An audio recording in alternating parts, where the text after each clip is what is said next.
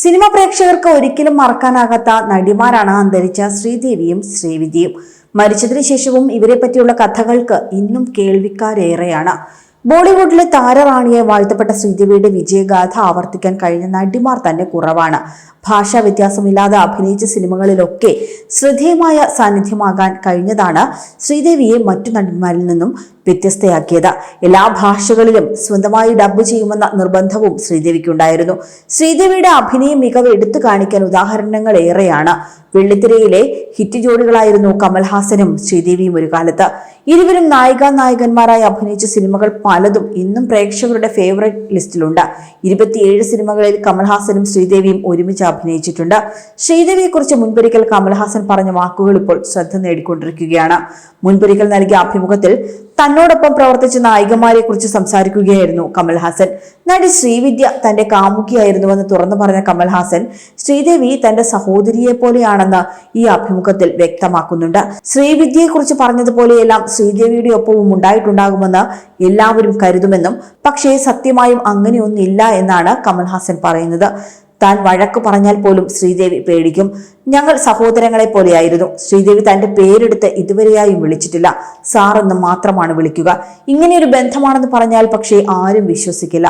നിങ്ങൾ രണ്ടുപേരുടെയും റൊമാൻറ്റിക് രംഗങ്ങളാൽ ഞങ്ങൾ എത്ര സ്വപ്നങ്ങൾ കണ്ടിട്ടുണ്ടെന്ന് ആളുകൾ പറയുമെന്നും കമൽഹാസൻ ചൂണ്ടിക്കാട്ടുന്നു. ശ്രീദേവിയുടെ മരണശേഷം നടിക്ക് അനുശോചനം അറിയിച്ചുകൊണ്ട് കമൽഹാസൻ പറഞ്ഞ വാക്കുകളും അന്ന് ശ്രദ്ധ നേടിയിരുന്നു. തന്റെ ഒപ്പം വർക്ക് ചെയ്യാൻ വന്നപ്പോൾ ശ്രീദേവി ഒരു കുട്ടിയായിരുന്നു.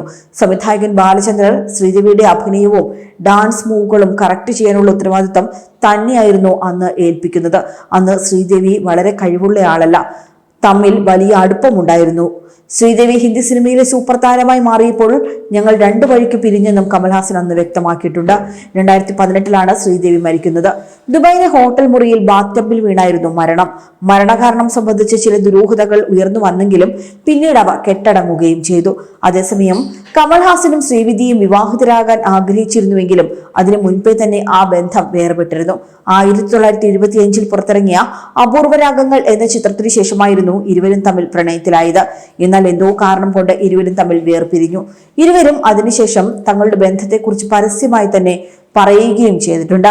ശ്രീവിദ്യ തനിക്ക് വെറുമൊരു സുഹൃത്തല്ലായിരുന്നുവെന്നും തന്റെ കാമുകിയായിരുന്നുവെന്നും അതിലൊരു സംശയവുമില്ലെന്നും എന്നാൽ ആ ബന്ധം വിവാഹത്തിലെത്തിയില്ല എന്നും അത് വിവാഹത്തിലെത്തേണ്ട ആവശ്യമില്ല എന്നും കമൽഹാസൻ പറഞ്ഞിരുന്നു. ശ്രീവിദ്യയുമായുള്ള ബന്ധത്തിന് ശേഷം ഒത്തിരി സ്ത്രീകളുമായി കമൽഹാസന് അടുപ്പമുണ്ടായിട്ടുണ്ട്. വാണി ഗണപതിയെയാണ് കമൽഹാസൻ ആദ്യം വിവാഹം ചെയ്തത്.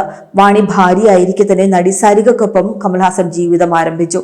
ശ്രുതി ഹാസനും അക്ഷരയും ജനിച്ചതിന് ശേഷമാണ് സരികയുമായുള്ള ബന്ധം കമൽഹാസൻ അവസാനിപ്പിച്ചത്. ശേഷം ഉലകനായകൻ നടി ഗൗതമിക്കൊപ്പം ലിവിംഗ് റിലേഷനിലായിരുന്നു.